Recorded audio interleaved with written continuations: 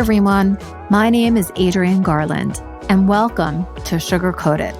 Sugar Coated is a podcast that was born from the notion that for far too long, women and other people who inside felt like they just didn't fit in maybe small or even large ways, had to sugarcoat their words, their style, or in general, their way of showing up in the world. This podcast started out as a dedication to women leaders. You see, I wanted to shine the light on all the incredible work that women do and how they're making an impact. And I still do. But I realized that a key reason that women have struggled, in my opinion, is that they've had to conform to certain cultural norms and ideals, which are inherently designed to keep those outside of the norm from standing out. This has prevented more women from being recognized as the powerful leaders that we truly are. Join me, Adrienne Garland, the CEO and founder of She Leads Media, each week as I dive into raw conversations with some remarkable, badass women that will help you to strip away your sugar coat and go in the direction of your incredible dreams.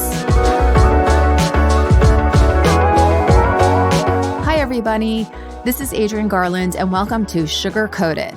I'm here today with an incredible guest, Hira Ali. Hira is a force. She is an author of the best-selling book, Her Way to the Top. She's also a speaker, an executive coach, and a leadership executive. Hira is the managing director of the International Women Empowerment Events, where she puts on events for women all over the world. I'm so honored to be partnering with Hira on an event that we are collaborating on that's coming up in July in Dubai. And those things rhyme. So I'm so excited to have this conversation with Hira. And I just want to start with rolling it back a little bit and talking about how we met.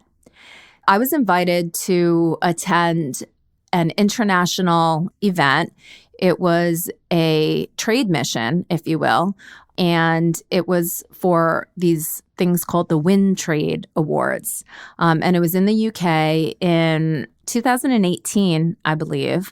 And I met Hira at a high tea at Parliament.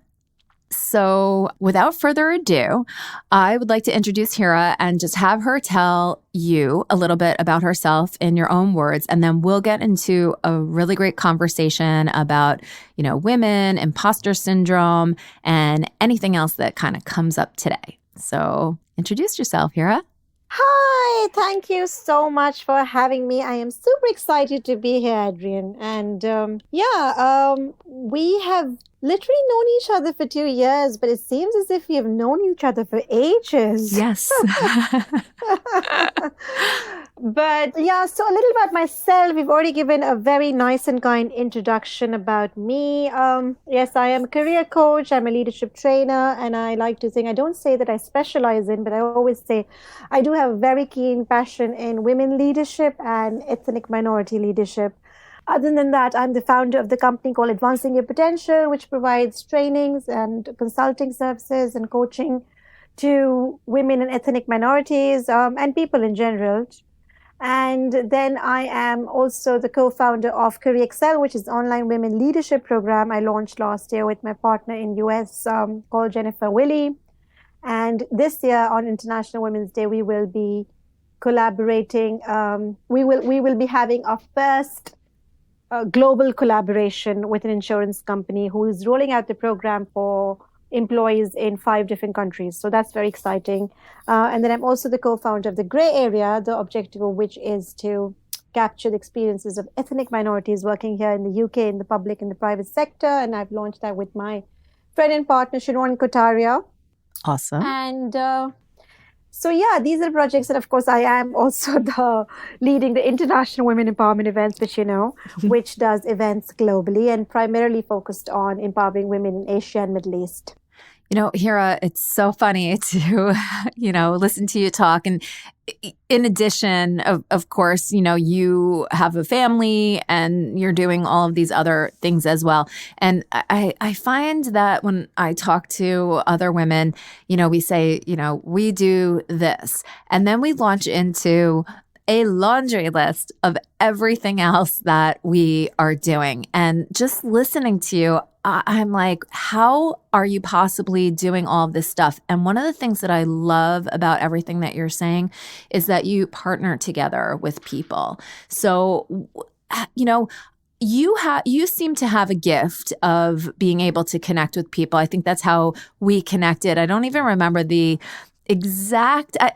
I feel like I might actually remember the exact moment. But I just remember being very drawn to you and feeling so comfortable talking to you from the very beginning. You have such a, like a positive, happy spirit. And, I think that's probably the key for you. But maybe you can talk a little bit about how partnering together with people has been, and, has the experience always been good, or have there been times where you partnered with somebody and, maybe it didn't work out the way that you wanted it to? So that's a very good question. Thank you so much. And thank you for all your kind words. I'm really flattered. I would say, I think networking and extroversion and all these qualities, to be honest, I did inherit from my parents because they were really good at networking. In fact, when I was a kid, I didn't really like networking as much. But when I started my own businesses, I realized its importance. And I do love people generally. I just love everybody. Everybody. And I think that's the reason why I really thrive in collaborations, and I love to connect with people, love to work with women particularly. Because I personally feel that I think collaborations is the way forward.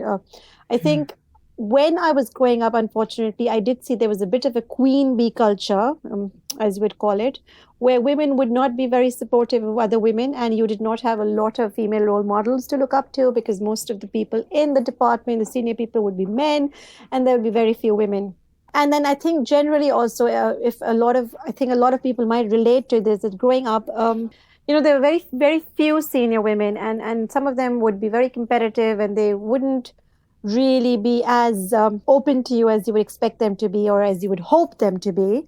And that was actually quite disconcerting and very sad, to be honest. But thankfully that culture is now sort of kind of disappearing, and women now understand that it's really, really important to uplift each other, to work with each other. And I think when we work together, greater things happen, because you are doing something independently and I'm doing something independently. But if we join forces, I believe then that equals to so much more.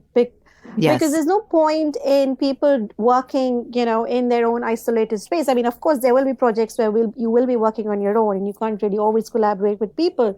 But if you have like a common mission, for example, when I collaborate with you, because, you do these amazing events for women across the globe. And I think that this is such a wonderful collaboration, just the kind of collaboration. And the person is very important to me, to be honest, because I don't think so. I'm comfortable about collaborating with everyone, because the person should be, and all the words that you described for me would actually be the same words for you. Probably that's the reason why we connected, because, you get attracted to people who are like you. Yeah. And, Jennifer in US, the one I'm doing my Career Excel program with her, she's also an amazing woman, and not one bit of malice in her heart. And she's really nice, women who really want to help women and support them.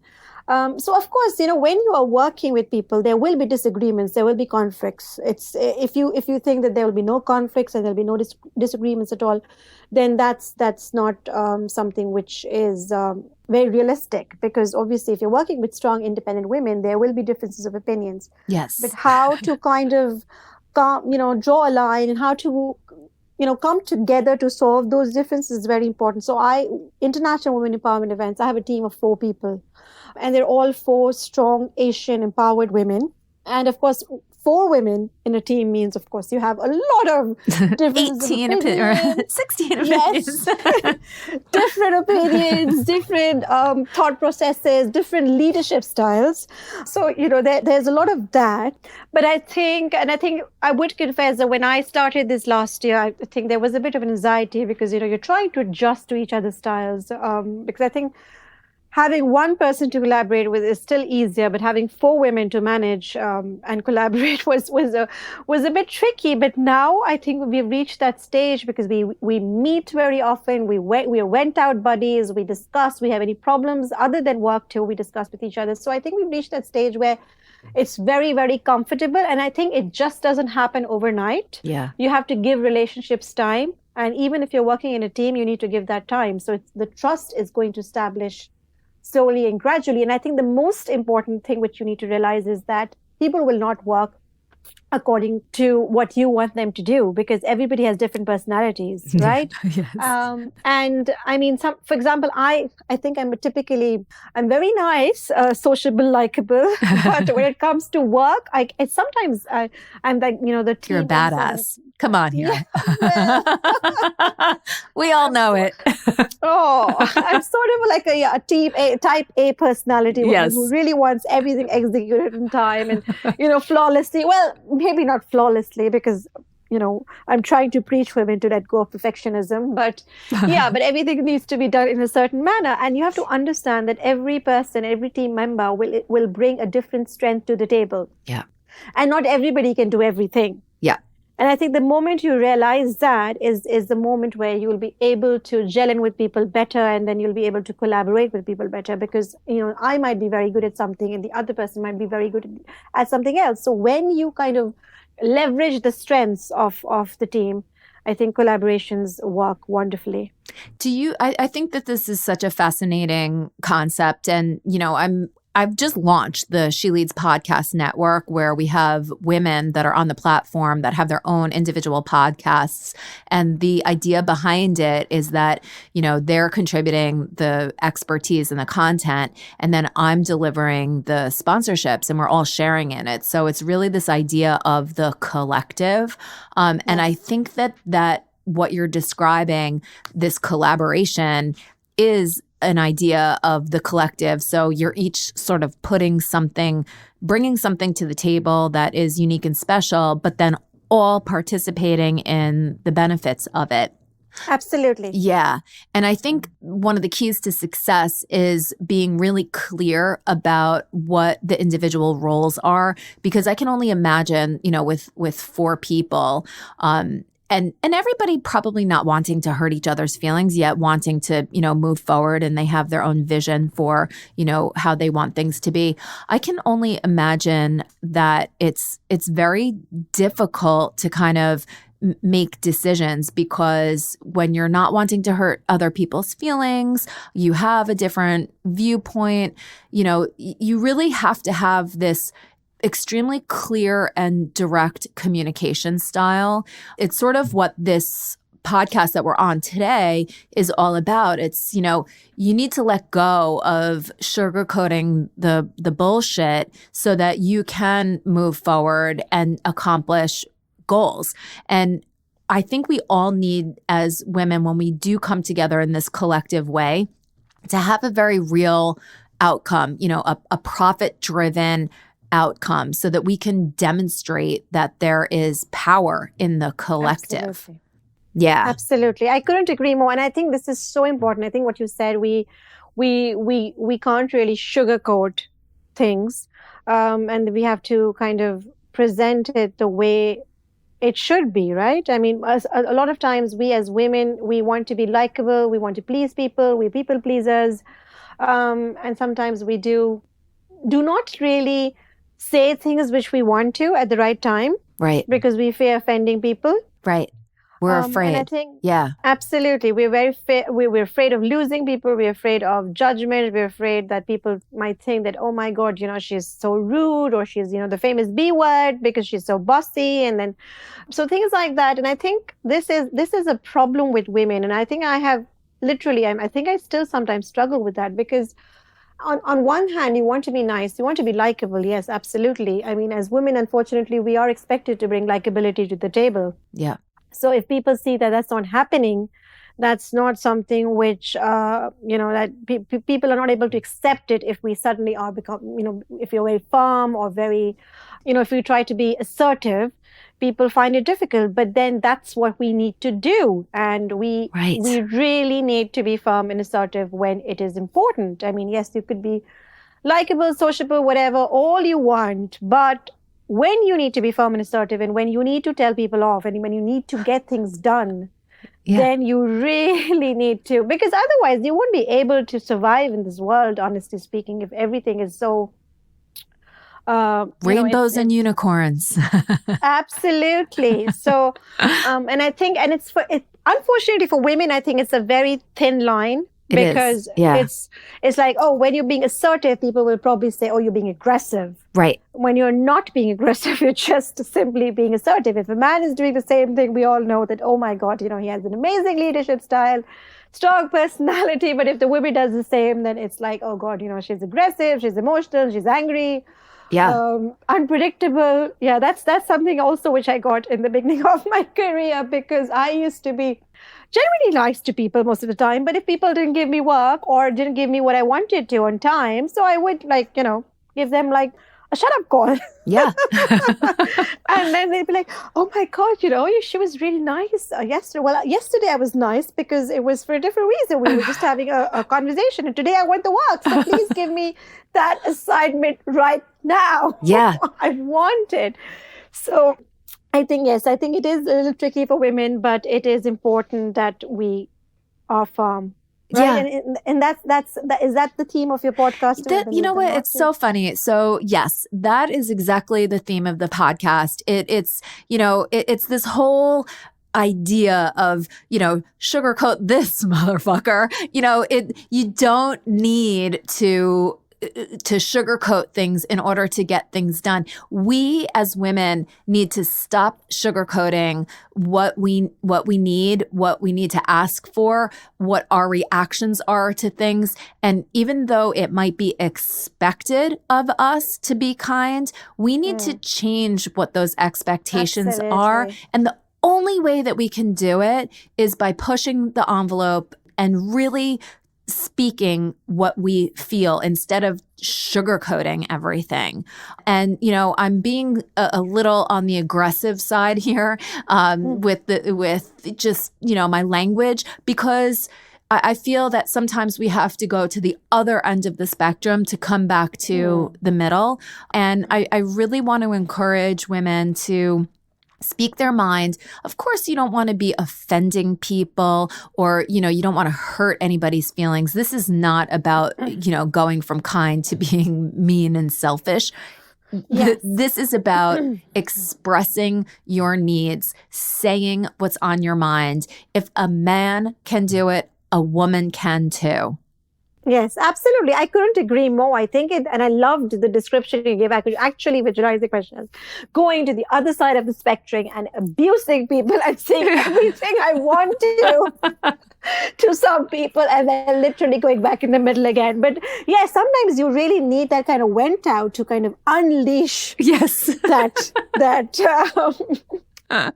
right, the inner like, I don't know, the inner Wonder Woman, the inner bitch. And it's not even that, even that is like, and I totally get where that's coming from, but it's like, even that word is almost like a judgment word. And it's not so much a bitch. It's just, hey, this is how it is. Like, tough. It's a little bit of a New York attitude.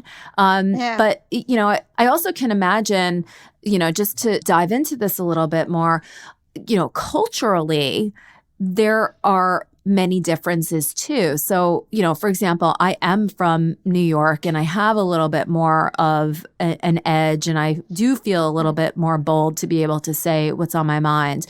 But, in the Middle East, being, Southeast Asian, there are cultural things, there are religious things that are very ingrained and that make it difficult for women to feel that it's okay that they can express themselves. Is that some of the things that people come to you about? Yes. So I think in Asia, like even after I said the B word, notice I said the B word again, I didn't say it. I just felt, oh my God, what if their family members listening and what if they're like, people from my, I don't know, friends and circle listening and they'd be like, what's she about? Just because she's doing well, so she's going around saying these words. So obviously there is this shame associated with girls being too loud or being too, I wouldn't even say rude. I mean, if you were just standing up for yourself, then people would just see you as somebody who's super bold. And I don't even have the exact words to say it because it's not really something you're not like the nice girl anymore, to be honest. Right. So you literally need to be very particular all the time about what are you saying out there in public, what you're wearing, so everything needs to be, and I think I've reached that stage of my career where, I mean, to be honest, opinions really don't matter to me, but deep down I would say I'm still very South Asian-ish, or yes. My culture does influence a lot of things which I do, because I mean, I am conscious if somebody sees me doing something which is considered to be a blatant violation of cultural boundaries. Yes. So I think that's the thing. And I think I think that's also part of my value system. So I mean, I wouldn't really do things which would be a blatant violation of my values. So I think my values are very important to me. But at the same time, like, being firm or being assertive, that doesn't qualify as being a bitch. There, I said it. Right. I said the word. And apologies to anybody. No, you used it appropriately, and it's so good. So, how do you sort of help women get past that feeling like they are doing something that's shameful when they're just simply being bold and standing up for themselves? What kind of advice would you give somebody that is looking to be more bold in their communication style so that they can get what they want and almost be a role model for others, but at the same time not crossing the line? I think what is important is that you need to be true to your own inner personality. And the thing is, I would say I'm confident. I love public speaking. I don't have problem interacting with people. I just love, like, literally don't mind being in the spotlight. So that is my personality. But at the same time, I would say that I am conservative in many ways, because like I've said these words in the podcast, and there are a lot of people who generally, when they are writing the text or the content or, doing in their regular language would be very open, and they would be using words, which I probably wouldn't. I would refrain from doing it, because it's not that I think it's bad. It's just not my style. Sure. So the only thing is, I think you just need to identify what your values are. And if it's okay with you, if you don't have a problem, if you're comfortable using these words, then why not? Or if you're comfortable being in a certain way, if you want to, there's this very controversial topic. So I have a lot of friends who have recently kind of taken off the hijab because of XYZ reason, right? Mm-hmm.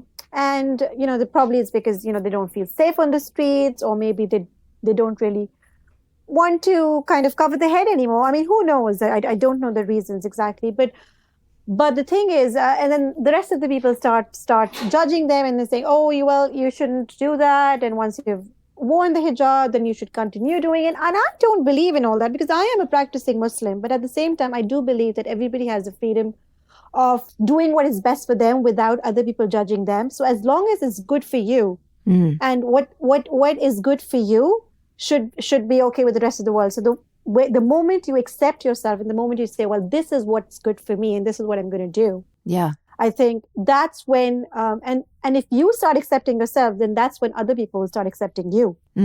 That's so profound, Hira. I think that is, I think that's almost the definition of a value, right? Yes. What do you feel on the inside is right for you? And that is where confidence emanates from. Absolutely. So, I mean, for example, if I go to an event, I don't drink alcohol, right? I have halal food, but at the same time, that doesn't stop me from going out and mingling with a lot of women in the evening who probably just go out and have a drink in the pub. So they would they would still invite me, and they would order me juice or water. So, I mean, I haven't really compromised on my values. If I go out, and sometimes I'm fasting when I go out with friends, and I will just wait. And then the moment when Why are you torturing yourself?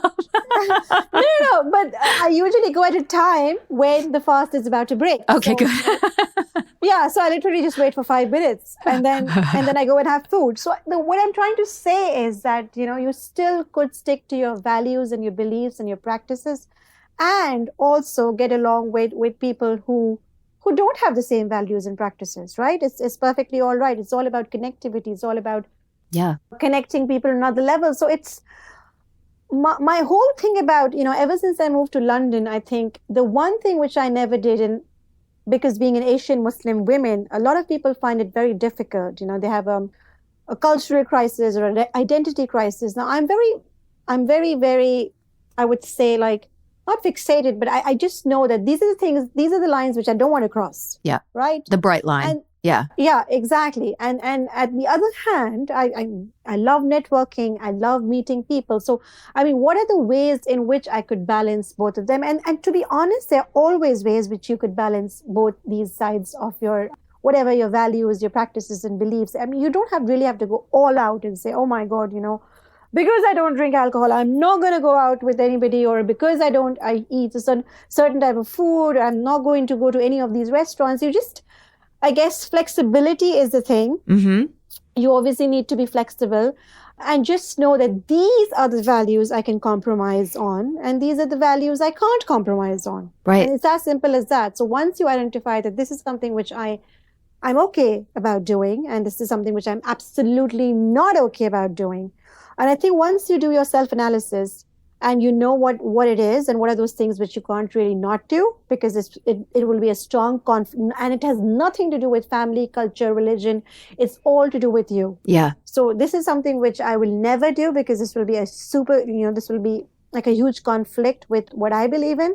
Right. So I won't do that. And this is what I'm okay to do these things, because this is not a conflict. So I think it's a personal choice. And that is truly the definition of, self-empowerment. It's knowing yourself so well and understanding what your value drivers are and taking that with you wherever you go and in whatever situation you find yourself in. And I think that is an extremely powerful position for a woman to be operating from. And that type of an approach is really one that I think that would benefit, many more women, so that we're not feeling all of this outside pressure to be this or do this or say this or act like this or look like this.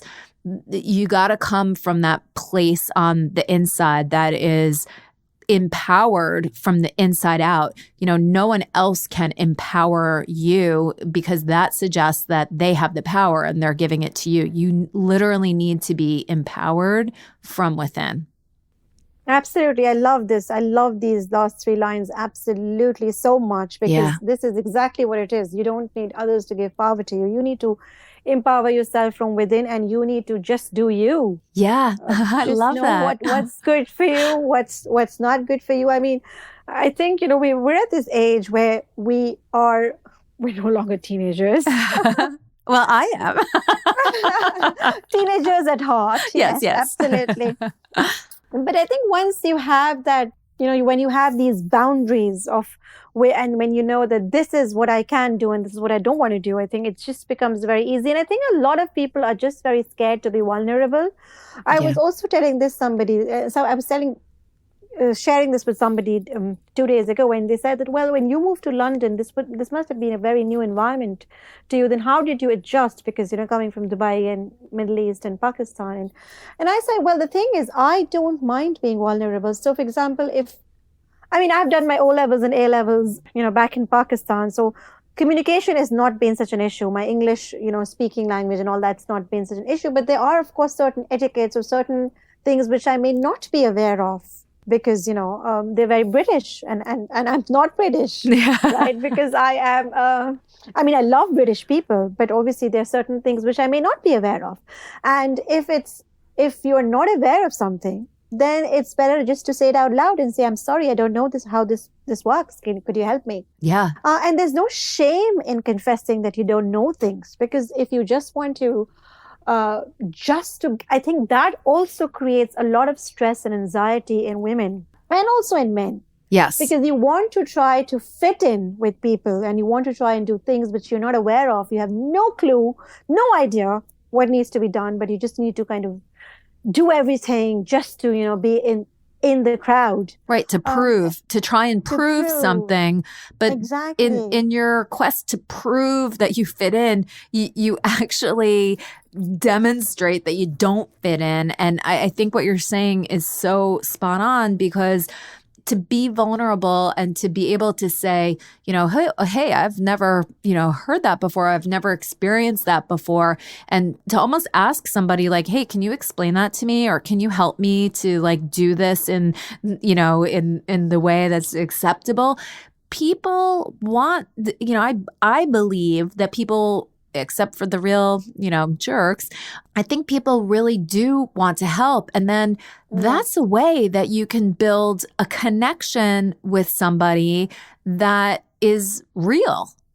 Absolutely. Because I think authenticity is just so important. I think it's one of the most underrated leadership terms, leadership qualities or traits out there. But it is so important to be authentic, to tell people that, well, see, this is what I know and this is what I don't know. And this is what I want to do and this is what I don't want to do. And I think that's the dark side of perfectionism too. It's like if you believe that you need to be perfect and so you need to know how to behave and what to say and everything in every single situation, you're going to fall on your face. So you need to let go of wanting to put this like perfect image out there or, perfect behavior out there, because you're going to actually turn people off. And the perfectionism is the thing that is getting in your way. So that's why I love the work that you do and, what you're promoting to people and everything, because you do have to be real. You have to be such a real person. I mean,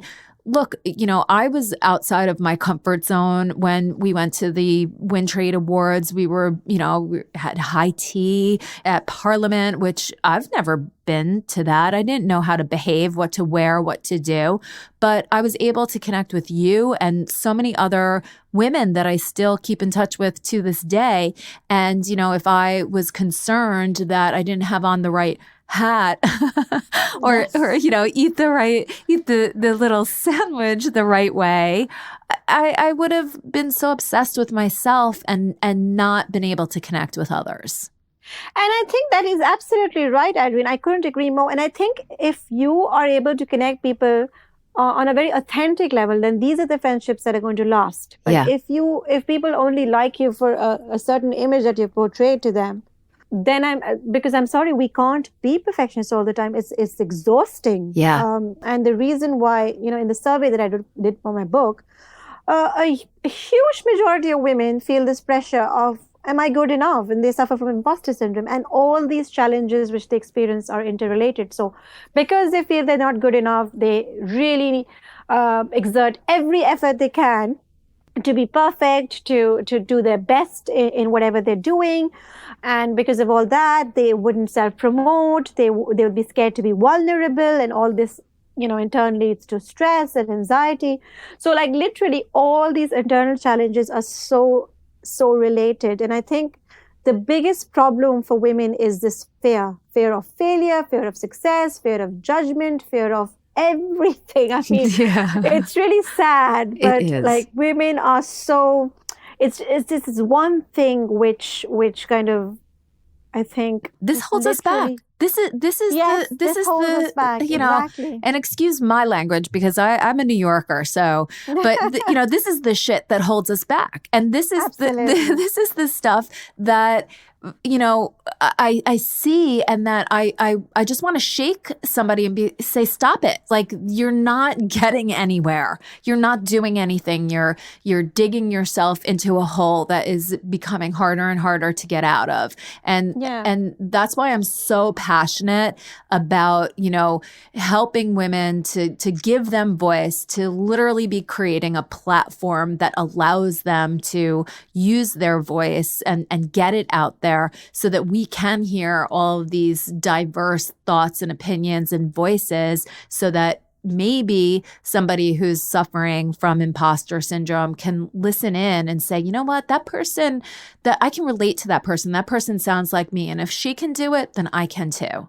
I can do it too. And then what is the worst that can happen? I think anything that doesn't, I just keep on asking this question and put this in my book too, that anything that, what's the worst that can happen? Right. Anything that doesn't kill you only makes you stronger. So if you're not going to die, nobody's dying. So then I guess just go ahead and do it. And we all make mistakes. We all make blunders. We have these literally weird things that we do, and then we look back at it and we're like, oh my God, what if I'd done this better? And then it's fine to experience shame and embarrassment, whatever, for temporarily.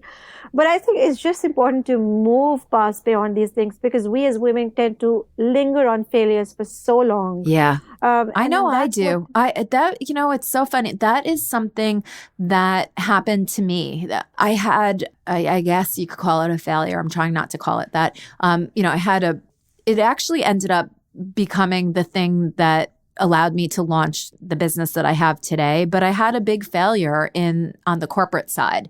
And because my self-esteem and my self-worth and my self-definition was very caught up in, what I had achieved on the corporate side. When that didn't work anymore, I didn't even know who I was. Yeah, no, that happens, Adrienne. And I think it's very natural. I think women do tend to think about failures a lot, but I think if we reframe that failure and say, well, this is just a temporary, it's not even just a roadblock. Sometimes it's a blessing in disguise, because then it leads to such amazing things which you had previously not imagined you would do. Yeah. So I think, in fact, I always tell these people, that failures are really important for you. If you have failed in a big way, that is so healthy. Seriously, I must be the healthiest chick out there. Yes, it is. Because I failed in a big way. It was so good. It's so good for your self-esteem, for your growth, for everything. And it could be. And who knows? Even if we do make mistakes, we're humans, right? So. Like, it's all right.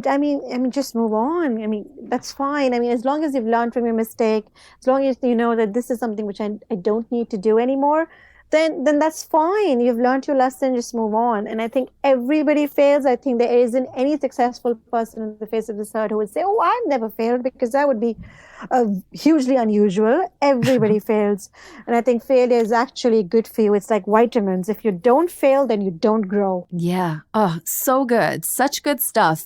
So, I would love to hear about the International Women Entrepreneur event that you did in the Maldives last year. And let's talk a tiny bit about what we're looking to do together in Dubai. So absolutely. I would love to hear about that.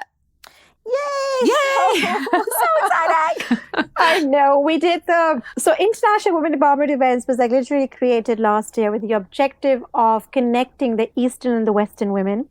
And we wanted to take Western women to Asia and Middle East, and then make those women aware that women in the West too face challenges similar to you. Mm-hmm. But this is what they do. You're not in this alone. So the hashtag of a lot of my projects is in this together. Because we're in this together, and then, and for me, it was a very liberating feeling, honestly, Adrienne, when I moved to London and I realized that I'm not in this alone. So I thought people would be smashing glass ceilings and breaking barriers and doing, amazing stuff here. But when I came to London, I realized, oh, wow, the challenges are pretty similar to the women in the East. Yeah. So that was one of the reasons. And also for the women of the West to know that the women in the East are also doing brilliant things, and they're empowered, and they're doing great, fantastic stuff to literally bring visibility to them. So that was the objective. And then last year we launched this conference in Maldives. We took a lot of international speakers. The event was a massive hit. We had a lot of support from Maldives. We had the gender minister attending. We had male allies. We had identified strong male allies who acted like male ambassadors for the event. So there was a member of the parliament, there were CEOs of different companies, and then there were women from public and private sector. And we talked about things like leadership and visibility and sexual harassment. We had Madeleine Black, who's a very inspirational woman. She's a rape survivor, and we literally, with dialogue, started a mini Me Too movement in the room, which was just so amazing because everybody started opening up. Because people, in Asia, usually, I know the Me Too movement has become like a big thing in the West, but in the East and, particularly countries like Asia and Middle East, it's still not something which is discussed or has gained momentum. People consider it to be like a taboo topic and people wouldn't confess. But because there was such a nice empowered space, literally people started opening up. We talked about, and, we had all sorts of people, women in the team who are now strong and independent, but who have had things from their past. For example, somebody had a very abusive childhood. Somebody went through experienced childhood bullying. Somebody went through sexual trauma, and people who went through divorces and financial abuses and domestic abuse. So all sorts of different women who are now doing brilliantly.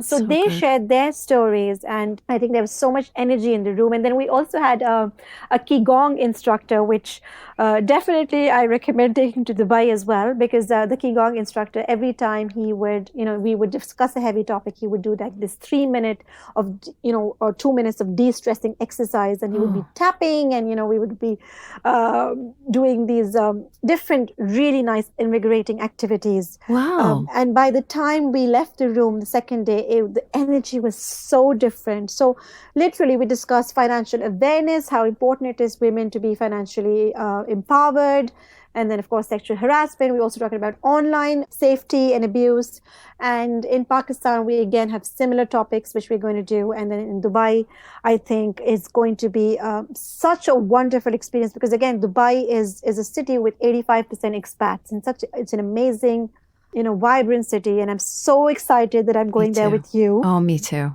Oh, I can't wait. There's so much interest just from everybody that I talk to. All the women that are in my network are like, Adrienne, I am coming with you. So we might have a lot of people from at least the East Coast that are coming to Dubai. So watch out. Oh, wow. I think that's amazing, Adrienne, because I think this is really, really nice. The energy of the room is so different because, you have like, the Eastern and the Western women together working towards the common objective. And I think it's just such a nice, powerful feeling of in this together. Yeah. That's so good, Hira. I love the in this together. Everybody should, be using that hashtag all over the place and really showing that by being together and by being in this together that we can do great things. I also wanted to just comment on the conference in the Maldives. And I think that what you were describing about how women felt comfortable to share their stories, I think that is something that is a piece of magic that happens every time women get together in an environment that feels safe and that's a little bit more on the, I would say, quote unquote, smaller side, the under 200 people type of a crowd. I see it happening every year when I do the She Leads annual conference. You have just described it. This is something that is critically important for women to be able to do together, is to come together in an environment that is safe, where there's support, where there's also this incredible feeling of, you can do this, and where there is this practical advice given on how to move forward in any aspect. We don't do that enough as women. And that's why, what I do with the She Leads conferences, what we're doing together in Dubai, what you've done in the Maldives, this stuff needs to continue. And while those bigger, flagship type of conferences are great, and they definitely provide inspiration, they need to be tempered with these smaller, intimate events, because I believe that that's where the change happens. Absolutely. I couldn't agree more. I think, literally the feedback was so positive. It was so nice. So, yeah. And we came back so refreshed and energized ourselves because, even the feeling that you've been able to help another person or vice versa. I mean, they would help you because they would share their stories, and then you just, it's a really out of the world experience. And I think we will experience this together, Amen, in August. Yes. And it's, in July. In July, that's right. You're doing August, July. Pakistan. Yes, I'm doing August, Pakistan. And it's going to be brilliant. Yay! So we have really, I think, covered probably one topic in a great depth of experience, which I think is amazing. And thank you so much for that. Why don't you tell people where they can, find you, follow you, reach out to you? Perfect. So I am very active on social media. I think, most active on LinkedIn, where you can find me as Hira Ali Coach. Then on Facebook, Twitter, and Instagram, my handles are @AdvancingYou. So if you put @AdvancingYou, that's where I am on Instagram, Twitter, and Facebook. And then my main website is www.advancingyourpotential.com, which has links to all the different things, like including my book. And yes, please go buy my book. Yes, buy the book. It's amazing. Her way to the top. Yay. Yay. Hira, thank you so much. I can't wait to just, continue our conversation about everything. And I would love to have you back on. Maybe after we do the Dubai conference together, we can talk about all the incredible things that came out of that. So I'd like to, give you an open invitation to come back whenever you'd like. Brilliant. I would love to be. I love talking to you. I know, me too. It's so good. Thank you, Adrienne. It was absolutely wonderful. Thank you so much.